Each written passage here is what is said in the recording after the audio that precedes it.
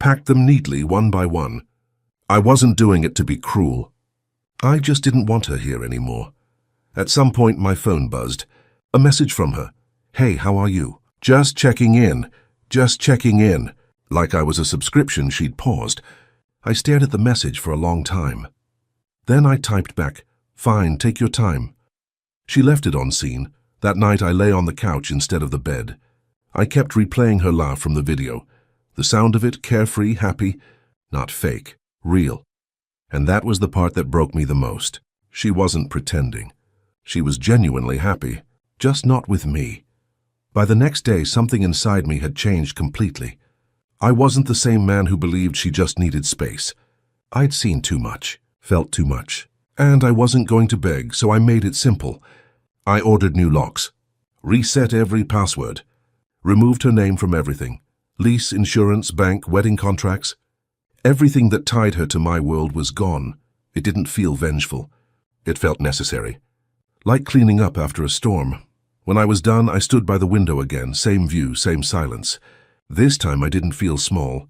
I felt steady. She'd said she needed space. Now she had it, more than she'd ever asked for. She came back 3 days later, suitcase in hand, expecting me to be waiting, forgiving, normal. The first thing she noticed was the door. Her key didn't work. She pressed her phone app. Access denied. She tried again. Nothing. Panic rising, she called me. "Open the door right now," she shouted. "What the hell is going on?" I didn't answer. She tried again. "You're insane! This is ridiculous. Don't you dare ignore me." Still silence. Boxes were lined up neatly outside the door. Her clothes, shoes, bags, jewelry, everything she'd left behind. She stared at them, wide-eyed, heart pounding, realizing everything she owned in my life was now stacked like evidence against her. "This isn't funny. Stop playing games," she screamed, kicking the door. "I'm your fiancé. I live here." I finally spoke, calm, measured. "You wanted space. You have it, completely." Her voice broke into sobs. "Please, I can explain. It wasn't what you think. I was stressed. I needed a break." I said nothing, letting her words tumble over themselves. "Why are my things outside? My clothes, my shoes, my bags. What the hell is wrong with you?" She was yelling now, the stairwell echoing her fury. Neighbors glanced from balconies, whispers starting. I spoke again, softly, cutting through the chaos. "I saw you on that beach. With him, smiling, holding hands. You didn't need space. You wanted him. I gave you space. Permanently." She tried to reach for the ring on her finger, the one I'd placed myself on her hand, and it didn't fit. I held it in my hand and placed it on the stairwell rail, letting her see it cold, unyielding. "Give it back. Give it back now!" She shrieked. "You can't do this. You're cruel." "You're insane!" "I didn't mean—" I interrupted firmly. "I know enough. You wanted space. Now you have all of it." Her knees buckled. She collapsed onto the stairwell, clutching her suitcase, sobbing. Her voice a mix of rage and desperation. "You're such a bastard. How could you?" I didn't flinch. I didn't shout. I didn't justify. I simply watched her unravel, letting the consequences of her choices land like heavy stones. She yelled at me one last time. "I'll call the police. This is harassment. You can't do this to me." I replied once, cold, precise. "Everything here belongs to me. You left."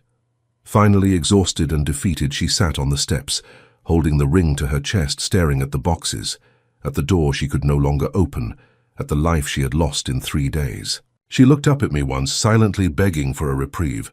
I turned away, closed the door, set the new code, and let the silence of the apartment mark the finality. Inside, everything was still, clean, and ordered. Outside, the world moved on. For her, the life we'd built together had evaporated. For me, it was clarity, cold, precise, and final. A few days after she left, she had returned to her parents' house, frantic and desperate.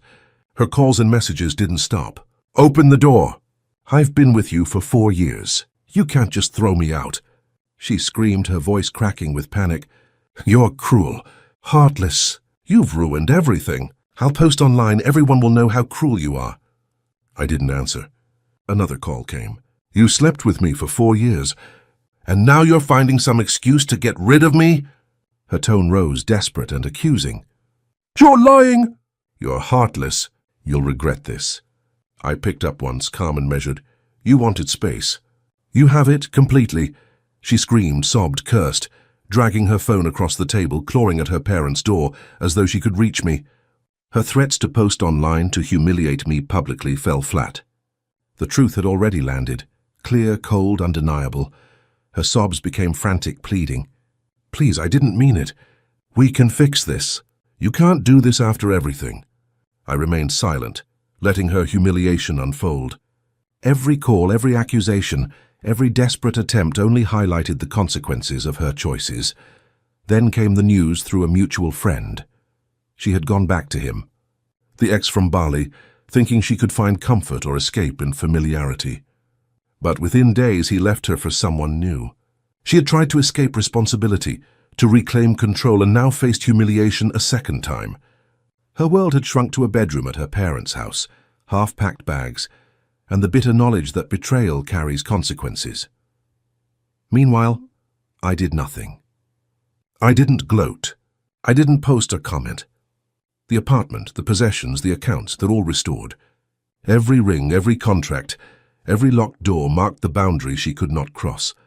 She had wanted freedom, space, and to humiliate me, and now she faced the weight of her actions alone.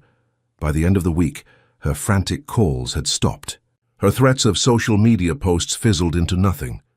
She had wanted space, and she had it, fully, permanently. The lesson had been delivered. Trust, once broken, cannot be mended by apologies, lies, or desperate schemes. I poured myself a drink, sat quietly, and for the first time in weeks, felt calm. Every box, every locked door, every cancelled account was a reminder of logic over emotion, clarity over chaos. The spaces she had occupied, the objects she had touched, the life we had built together, all now belonged solely to me again. Her desperation, her public threats, her fleeting hope in another man, none of it touched me. She had learned through humiliation and loss the cost of betrayal. Looking back, I don't feel pride or joy. I feel clarity. 4 years of trust, love, and shared plans were broken in a single week of choices she made. I gave everything, my time, my money, my home, my heart, and in return I received deception and betrayal. People might call my actions cold, extreme, or ruthless. Some might say I should have forgiven her, given her another chance, or tried to reconcile. But forgiveness requires acknowledgement, honesty, and effort. She made her choice, twice, and left me with the consequences of her own actions. Love doesn't mean sacrificing yourself endlessly. Trust is not a contract to be broken when convenience or temptation comes along. I acted to protect myself, to reclaim what was mine, and to ensure that someone who had taken advantage of my trust understood the real cost of betrayal. I wonder sometimes what she learned. Did the humiliation teach her, or will it simply become another story she tries to spin? Either way, I am no longer trapped in uncertainty, no longer waiting, questioning, or hoping for someone who had already chosen another path. So I ask you, if someone you loved and trusted for years suddenly betrayed that trust, lied and humiliated you, would you forgive and rebuild, or would you set clear boundaries and let consequences speak? The question isn't easy, and perhaps that's the point. Trust is fragile, betrayal is sharp, and sometimes the only way to protect yourself is to act with clarity, not emotion. If you were in my place, what would you do? My fiancé said, I need space before we get married. Please don't call. A week later, I saw her vacation photos with her ex. I respected her wishes, changed all the locks, took back her car and bank cards. When she came back, her key didn't work and everything she owned was on the street. I just need a little space before the wedding. Please, don't call, don't text. I looked at her and nodded. 4 years together, I trusted her more than anyone. If she needed space, I'd give her the whole world. A week later, while scrolling online, I saw a video her ex posted. Laughter, music, sunlight, and in the corner of the frame, that same white dress, that same hair, her smile bright and careless, on a beach in Bali. I paused. No calls, no messages, just silence. Then I opened my laptop, changed every password. Bank accounts, apartment access, car system. One by one. She had no idea that when she came back, the space she asked for would be the same thing that buried our wedding. When people talk about love, They make it sound like clarity, like finally finding the person who makes everything make sense. For me, it started that way. She was confident, the kind of woman who walked into a room and owned it without saying a word. I wasn't like that. I was quieter, more careful with my words. Somehow she liked that. Somehow she stayed.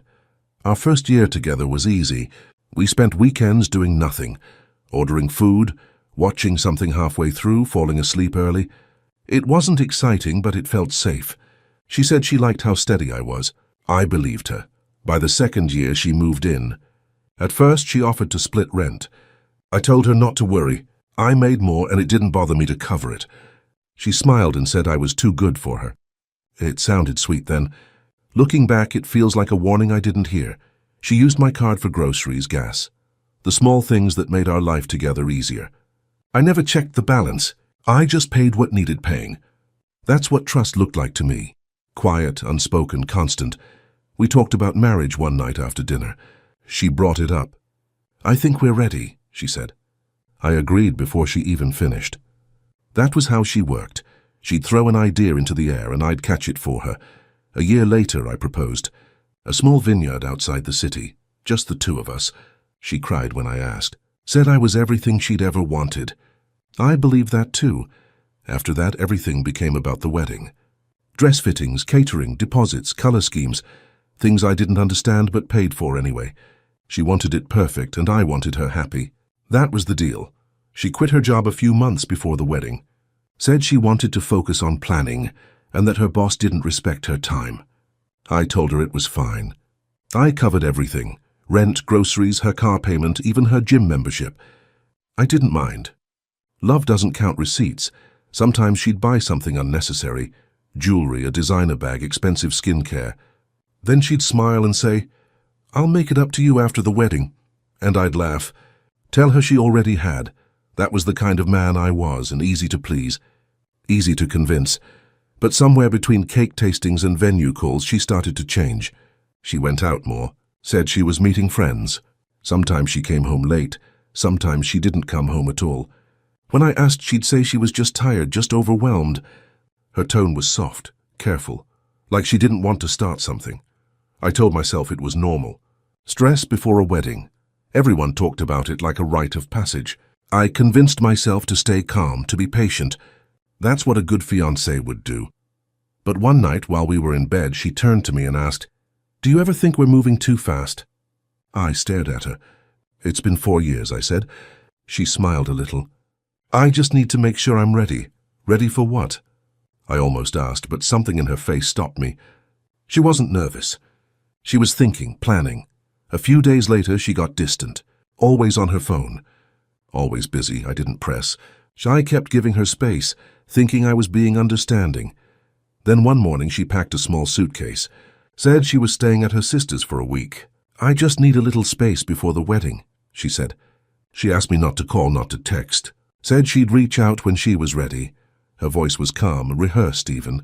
I didn't understand it at the time. I asked if I did something wrong.